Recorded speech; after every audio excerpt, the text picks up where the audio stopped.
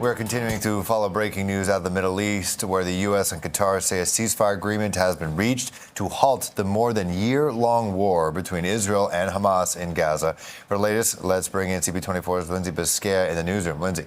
Yeah, and Phil, it's a pretty momentous day for sure. Hearing that a deal has been reached. We know that it's going to be a three-phase deal. The Qatari president announced that today. Phase one of this three phases goes into effect on Sunday and would see 33 Israeli hostages released, as well as the gradual withdrawal of troops from Gaza. Important to note, though, that while everyone is celebrating, we do know that Israeli Prime Minister Benjamin Netanyahu is not saying that a deal has been reached yet. His cabinet, of course, still has to approve the details.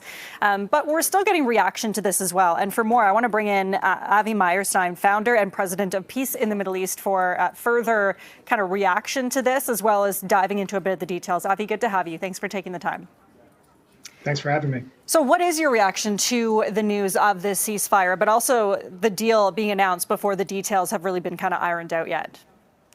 Well, the biggest reaction, of course, is a bit of relief and joy, because we've been waiting for this moment for many months. This deal was first proposed back in May, and we've had several false starts since then. So if this is indeed moving forward, which it does appear to be, then it's very good news. There will be, as you said, families in Israel reunited with their loved ones, hopefully as many alive as possible, and people in Gaza who can go back to their homes and get relief from this war, which has been so incredibly brutal. I think the announcement coming even before all the details are worked out suggests that the negotiators were trying to put a little bit of extra pressure on the parties. They felt they were close enough to go public, but maybe they weren't quite at the very last stage. So all indications are this is moving forward, but it's also a bit of a mixed feelings, I think, because for all the people that come home and return home, many will not. Thousands of people have been killed since the deal was first put on the table. And it's going to be quite precarious. There are stages, as you said, there are many details, many opportunities for it to fall apart. It's going to take a lot of concerted effort and international pressure to make sure that it continues and reaches its full potential.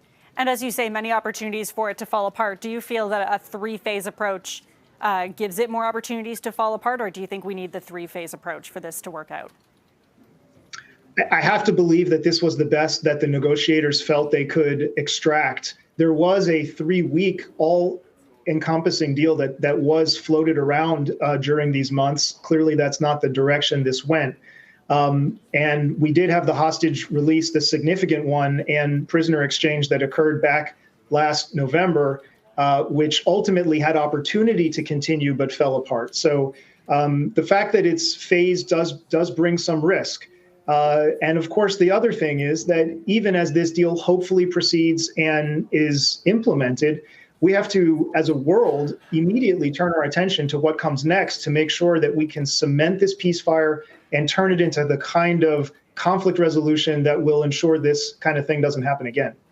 What kinds of things do you think the world needs to be doing then? If you're talking about moving forward and having that conflict resolution, any kind of examples?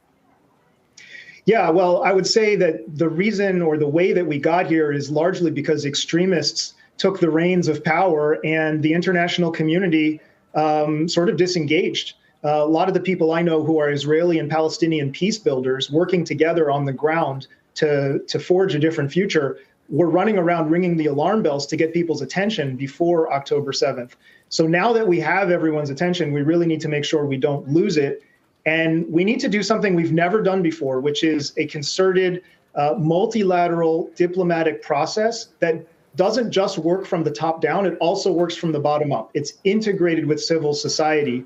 And interestingly, there's a role for Canada in leadership on this. This past year, we had a very positive development where the G7 nations got together and the leaders declared that they were committed to just that kind of civil society integrated with diplomacy in terms of next steps. Canada is now the president of the G7, so there's a real opportunity to turn those words, which are unprecedented, into real action in the weeks and months ahead. Interesting. And just before I let you go, we know that the first phase expected to take place on Sunday, expected to begin. Do you expect anything to happen between now and Sunday? And does it worry you that Prime Minister Benjamin Netanyahu is saying that a deal has not been reached yet? I think everybody should be patient and hope that the deal actually does become implemented. Everyone in Israel seems to believe that it is. The Israeli government and military have been making preparations to actually bring hostages home and to hospitals, which is not something that I remember seeing in the previous false starts. So that's very hopeful, but it's not over until it's over. And to your question, unfortunately, we often see that when a ceasefire is reached, in the very last days and hours before it takes effect, violence often accelerates. And so we're watching that and hoping that does not occur. Also, not just in Gaza, but in the West Bank, where there's been some intensification of violence. So hopefully these coming few days will pass without a real intensification, and the deal will be able to take shape. Okay, Avi, great to have you on. Really good to get your insight. Appreciate you joining us. Thank you. Thank you. That is Avi Meyerstein, founder and president of Peace in the Middle East. So there you go, Phil. A lot of developments today, and we're going to keep watching for those over the next couple of days. Of course, as I mentioned a few times, that first phase of this ceasefire expected to go ahead and begin on Sunday. Back to you. All right, Lindsay Biscaya, thank you very much.